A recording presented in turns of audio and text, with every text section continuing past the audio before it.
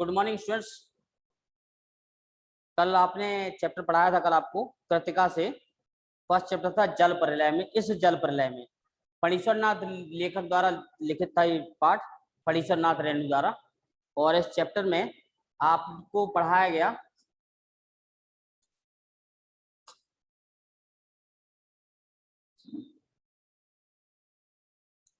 फणीश्वर नाथ रेणु ने इसमें बाढ़ के विषय में कहा कि मैंने काफी लेख लिखे बाढ़ पर, लेकिन उन्होंने स्वयं अनुभव नहीं किया था।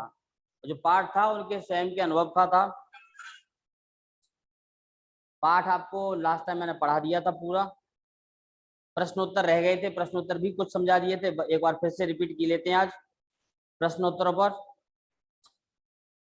कि बाढ़ की खबर सुनकर लोग किस तरह की तैयारी करने लगे। बाढ़ की खबर से शहर में आतंक मचा हुआ था। लोग अपने सामान को निचली मंजिल से ऊपर मंजिल पर ले आ रहे थे। सारे दुकानदार अपना सामान रिक्शा, टमटम, ट्रक और टेम्पो में लाद कर जो है सुरक्षित स्थानों पर ले आ रहे थे। खरीद बिक्री बंद हो चुकी थी। लोग घरों में खाने का सामान, दिया सलाई, मोमबत्ती, केरोसिन आदि का प्रबंध करने में लगे हुए थे। बाढ़ की सही जानकारी लेने और बाढ़ का रूप देखने के लिए लेखक क्यों उत्सुक था।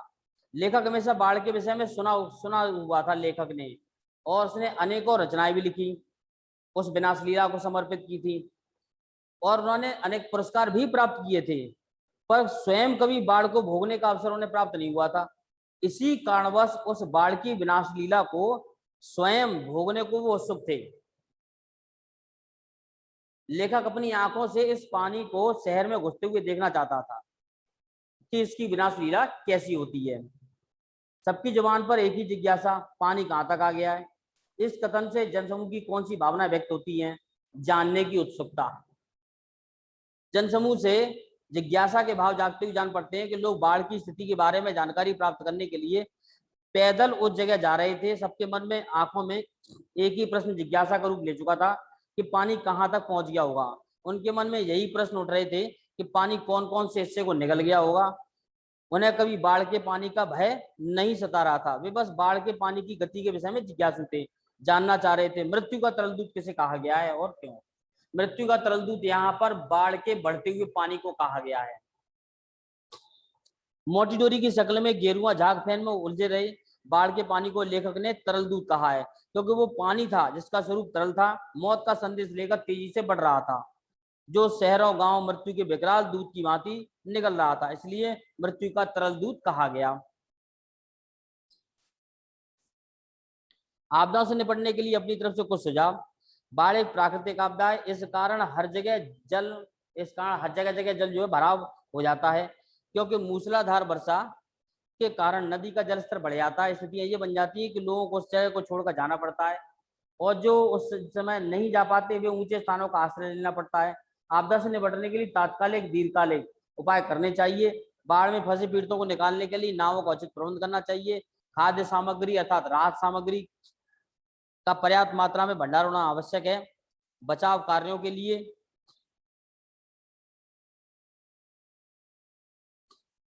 स्वयंसेवी संस्थाओं को सरकार से पहले से ही तैयारी प्रारंभ कर देनी चाहिए। पर्याप्त दवाइयां और चिकित्सा के लिए डॉक्टरों का भी नियुक्त किया जाना चाहिए। जब दानापुर डूब रहा था तो पटनिया लोग बाबू उलटकर देखने नहीं आए, बबूजो। इस कथन द्वारा लोगों की किस मानसिकता पर चोट की गई है? इस कथन में गांव के गंवार ने शहर के बाबू लोगों को स्वार्थी मानसिकता पर चोट की। उसके अनुसार जब दानापुर में बाढ़ के कारण महाविनाश फैल गया था तब कोई भी पूछने नहीं गया, पर आज स्वयं का शहर डूब रहा है तो खुद हालात का पता करने चले आ रहे हैं। खरीद बिक्री बंद होने चुकने पर भी पान की बिक्री अचानक क्यों बढ़ गई थी? पान की बिक्री अचानक इसलिए बढ़ रही थी क्योंकि पान की दुकान पर एक ट्रांजिस्टर रेडियो बज रहा था, जिसमें शहर की बढ़ती बाढ़ के पूरे समाचार मिल रहे थे लगातार। और लगातार समाचार या बाढ़ का सही हाल जानने के लिए लोगों की भीड़ वहां पर बढ़ती चली आ रही थी, और दुकानदार के यहाँ जाकर, पान वाली दुकान के यहाँ जाकर लोग पान भी ज्यादातर मात्रा में खा रहे थे। बाकी सब दुकानें वहां चूंकि बिक्री बंद हो चुकी थी बाकी सब दुकानों की।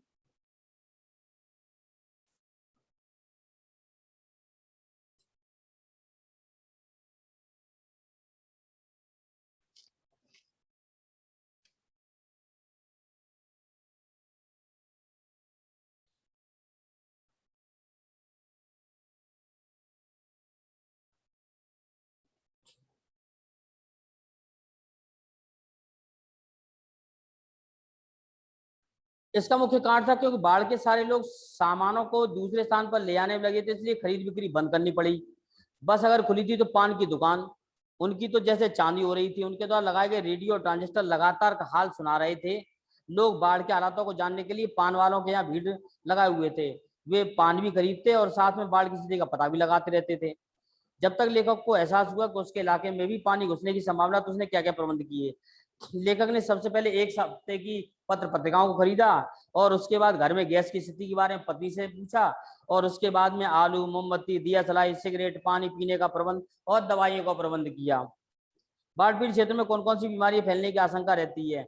बाढ़ पीड़ित क्षेत्र में हैजा, टाइफाइड जैसी बीमारियां, मलेरिया इत्यादि फैलने की संभावना बढ़ जाती है, क्योंकि बाढ़ के ठहरे हुए पानी में मच्छर पैदा होने की संभावना बढ़ जाती है। उसी में मच्छर पनपते हैं, मलेरिया ज्यादा उत्पन्न होने की संभावना बढ़ती है जैसे। और बाढ़ का पानी चूंकि गंदा हो जाता है तो पीने योग्य नहीं रहता, जिसके कारण से हैजा, टाइफाइड भी होने की संभावनाएं बढ़ जाती है। ऐसी बीमारियों को भी न्योता होता है। नौजवान के पानी में उतरते ही कुत्ता भी पानी में कूद गया। दोनों ने किन भावनाओं के वशीभूत होकर ऐसा किया। वे दोनों, कुत्ता और कुत्ते का मालिक, दोनों ही एक दूसरे से असीम प्रेम, असीम स्नेह का उन्होंने प्रदर्शन किया कि जैसे ही कुत्ते का मालिक पानी में कूद गया, वैसे ही जो है कुत्ता भी पानी में कूद गया कि मालिक नहीं जाएगा तो मैं भी नहीं जाऊंगा। दोनों ने एक दूसरे को प्रेम के वसीयत करा कि ये बीमार युवक सिर्फ इसलिए नौका से उतरा है क्योंकि डॉक्टर ने कुत्ते को ले आने से मना कर दिया, परंतु वह इससे इतना प्रेम करता था कि इसके बिना जीना जाना नहीं चाहता था, और अपनी परवाह किए बिना नौका से उतर गया। दूसरी ओर कुत्ता भी अपने मालिक से प्रेम करता था, इतना स्वामी भक्त था कि मालिक के उतरते वह भी स्वयं उतर गया। दोनों अनूठे प्रेम के प्रतीक हैं। अच्छा है कुछ भी नहीं, कलम थी वह भी चोरी चली गई। अच्छा है कुछ भी नहीं मेरे पास, मूवी कैमरा, टेप रिकॉर्डर आदि की तीव्रता उत्कंठा होते हुए भी लेखक ने अंत में उपयुक्त कथन क्यों कहा। यहाँ लेखक बाढ़ से उत्पन्न दुखों को व्यक्त किया गया कि घटना को पहले कैमरे में कैद करना चाहता था, परंतु उसके पास कैमरा उपलब्ध नहीं था। फिर उसके मन में विचार आया कि कलम के द्वारा पात्रों में इस त्रासदी को लिखे जिसे उसने स्वयं भोगा था, पर उसकी कलम भी उसके पास नहीं थी, वह भी चोरी हो गई थी। इतनी तीव्र उत्कंठा होते हुए भी लेखक ने सोचा कि अच्छा है कुछ भी नहीं, क्योंकि बाढ़ के सजीव भयानक रूप को अगर वो कैमरे में कलम से पन्नों पर उतार भी लेता तो दुख ही प्राप्त होता। बार बार देखकर पढ़कर कुछ प्राप्त नहीं होता, तो फिर उनकी तस्वीर को लेकर वो करता क्या।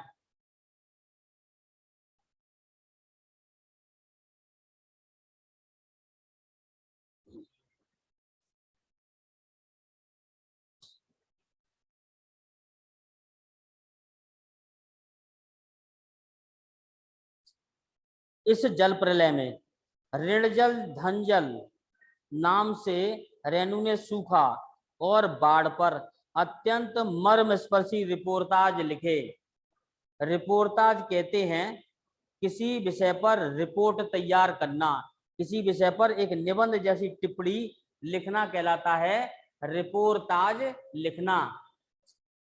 तो रिपोर्टाज उन्होंने जो है ना धनजल और ऋणजल अर्थात सूखा, धनजल अर्थात बाढ़ इत्यादि विषय पर उन्होंने मर्म स्पर्शी जो है ना रिपोर्टाज लिखे हैं, जिसका एक सुंदर उदाहरण है इस जल प्रलय में। इस पाठ में उन्होंने सन 1975 की पटना की प्रलयंकारी बाढ़ की घटना का अत्यंत रोमांचक वर्णन किया है, जिसके वे स्वयं भुगतभोगी रहे, जिसे उन्होंने स्वयं जो है बाढ़ का स्वयं भुगतान किया, स्वयं उस बाढ़ में फंसे रहे। उस कठिन आपदा के समय मानवीय व्यवस्था की जगह खुशी का अनुभव बनाने में कितने प्रभावी सिद्ध होती है। बोझ की समस्या निपटने के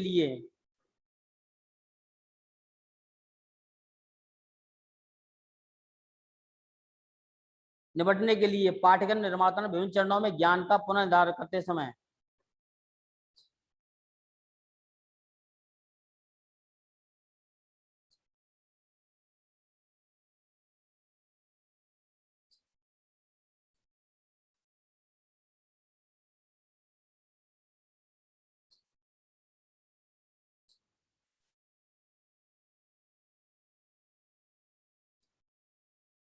तो ये पाठ था उस समय कठिन आपदा के समय की मानवीय व्यवस्था की जगह खुशी का अनुभव बनाने कितने प्रभावी सिद्ध होती है। इस प्रकार से लेखक ने यह चैप्टर जो है इस जल प्रलय में लिखा हुआ था।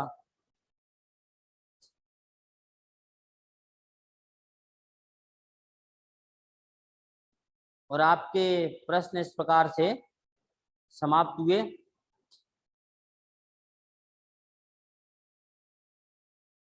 इस चैप्टर के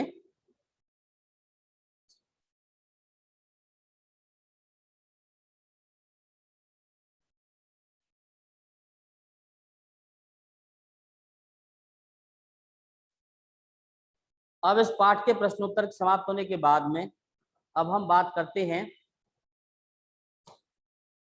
कि हमें किसी विषय पर प्रार्थना पत्र लिखना हो, जैसे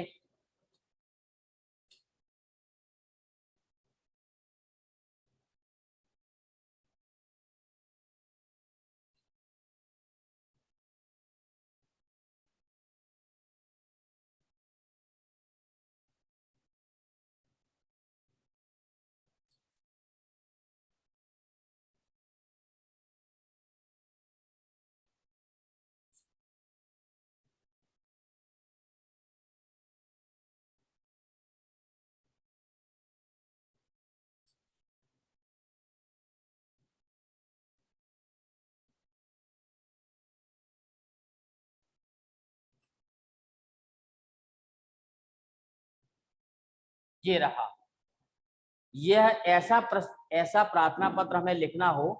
पिछले समय ये प्रार्थना पत्र आप लिखते आ रहे हैं, आपने पिछली क्लास में पढ़ा होगा प्रार्थना पत्र, बीमारी का, साला त्याग का, भाई बहन की शादी में जाने हेतु विद्यालय के प्राचार्य को 10 दिन या 15 दिन की छुट्टी पर प्रार्थना पत्र लिखो। अब आज आप जो है इस प्रार्थना पत्र पर बात करते हैं हम। परीक्षा काल में ध्वनि विस्तारक यंत्रों पर प्रतिबंध लगाने हेतु जिलाधीश को प्रार्थना पत्र लिखना है। और जिलाधीश को प्रार्थना पत्र लिखेंगे तो सबसे पहले हमें क्या करना है कि प्रार्थना पत्र लिखने के लिए पत्र जो है दो प्रकार के पत्र होते हैं। एक होता है औपचारिक पत्र, दूसरे होते हैं अनौपचारिक पत्र। औपचारिक पत्रों में हमें संबोधन करना पड़ता है, उसमें सीमित शब्दों में औपचारिक पत्र लिखे जाते हैं। और औपचारिक पत्र जो है किसी कार्यालय विशेष, सरकारी दफ्तर या फिर किसी अन्य संस्था से जुड़े हुए होते हैं। जबकि अनौपचारिक पत्र जो होते हैं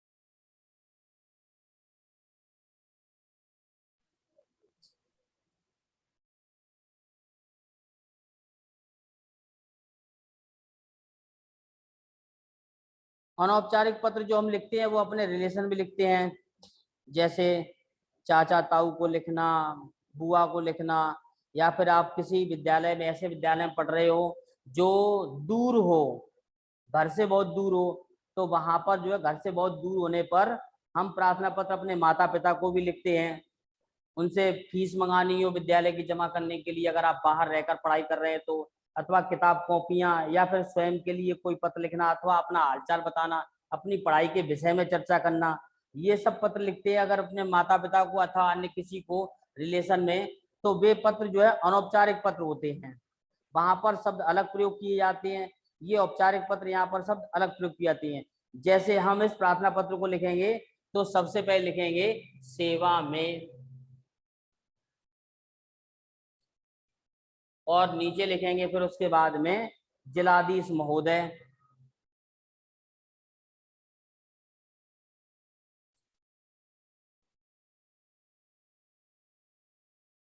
अब हम जहाँ रहते हैं वहां का पता लिखेंगे, ग्वालियर। और पता लिख सकते हैं इसमें हजीरा ग्वालियर। इतना लिखने के बाद में फिर हम लिखेंगे विषय, कि हमें किस विषय पर पत्र लिखना है, किस विषय हेतु हम प्रार्थना लिख रहे हैं वो लिखेंगे। तो यहाँ पर विषय लिखेंगे आप। विषय में लिखेंगे परीक्षा काल में ध्वनि विस्तारक यंत्रों पर प्रतिबंध लगाने हेतु। यहाँ तक हमें ये विषय लिखना है, ये यहाँ विषय पर लिखेंगे हम परीक्षा काल में ध्वनि विस्तारक यंत्रों पर प्रतिबंध लगाने हेतु। चलो लिख देता हूं मैं।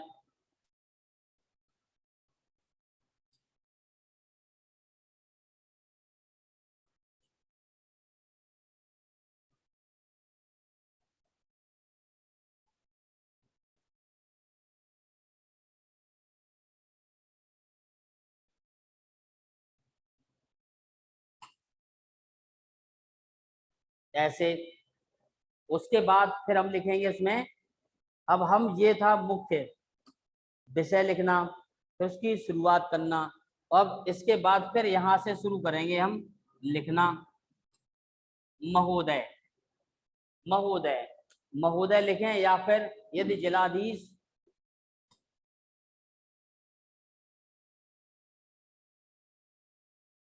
अगर जिलाधीश सर हैं तो महोदय लिखेंगे, जिलाधीश अगर मैडम है तो महोदया लिखेंगे यहाँ पर।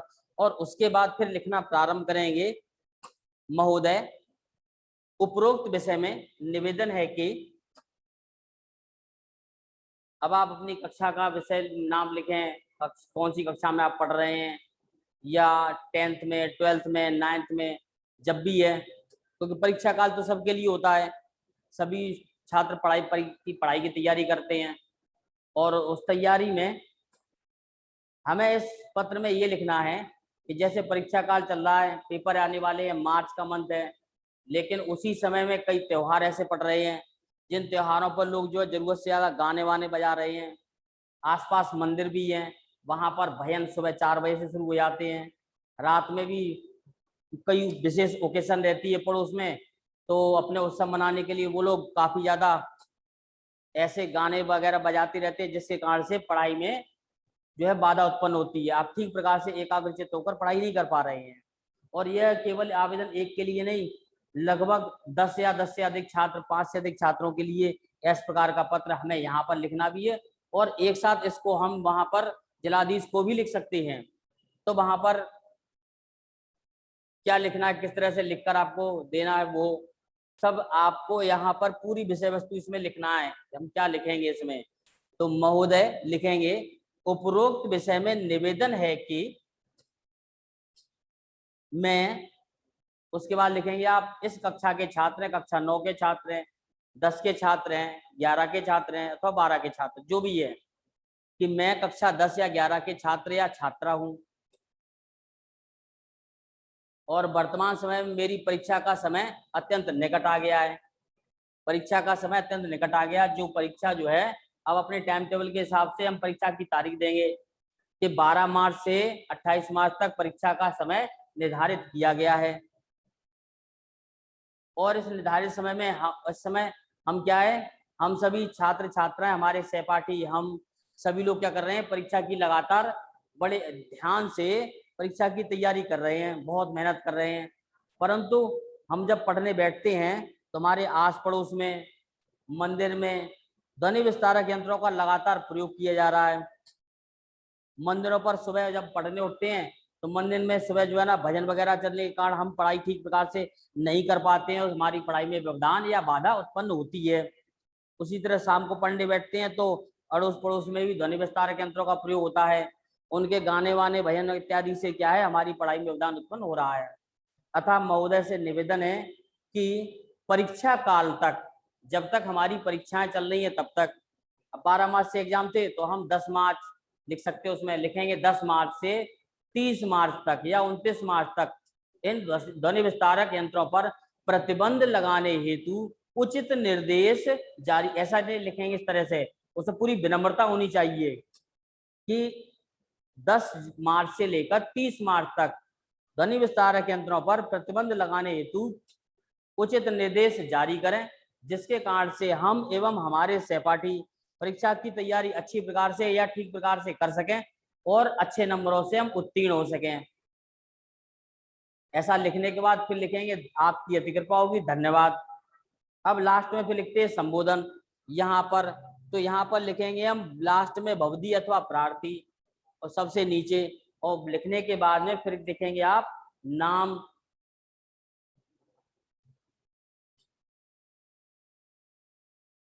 और यहाँ पर नाम लिखेंगे। यहाँ ये पूरा लिखना था जो मैंने आपको बता दिया। सबने निवेदन है कि हमारी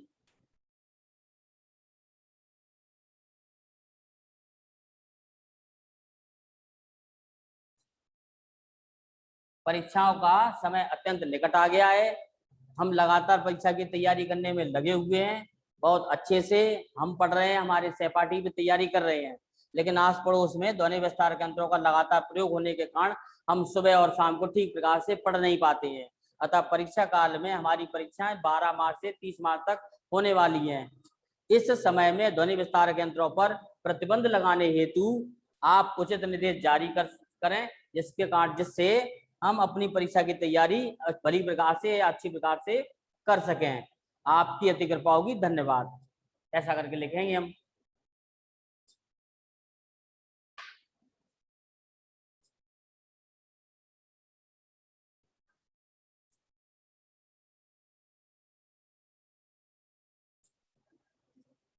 और ये ध्यान रखना आप,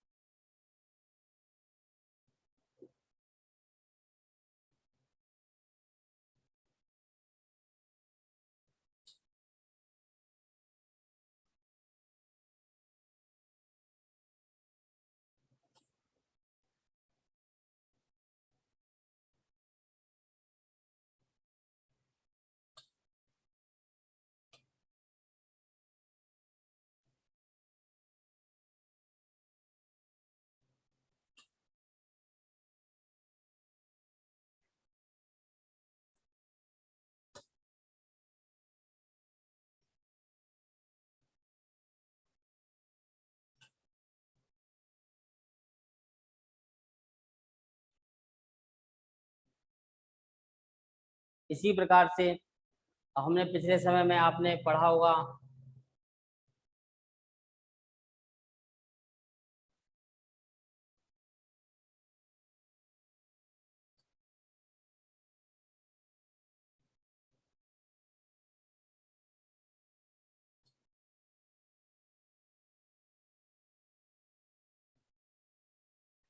शाला त्याग स्थानांतरण प्रमाण पत्र। इसमें हम यह शाला त्याग प्रमाण स्थानांतरण प्रमाण पत्र हम विद्यालय के लिए लिखते हैं, तो लिखेंगे महोदय, श्रीमान प्राचार्य महोदय, विद्यालय का नाम डालेंगे जो अपने विद्यालय का नाम होगा। विद्यालय के नाम के बाद फिर हम क्या लिखेंगे, विद्यालय का पता, एड्रेस,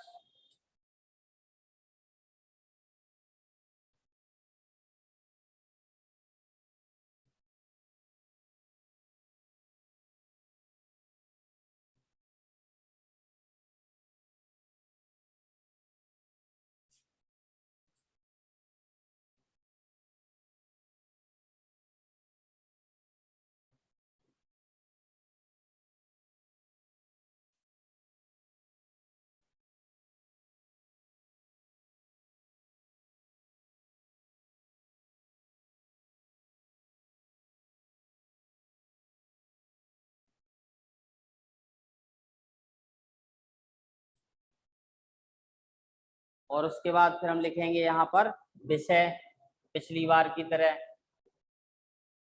और विषय में लिखेंगे शाला त्याग स्थानांतरण प्रमाण पत्र हेतु।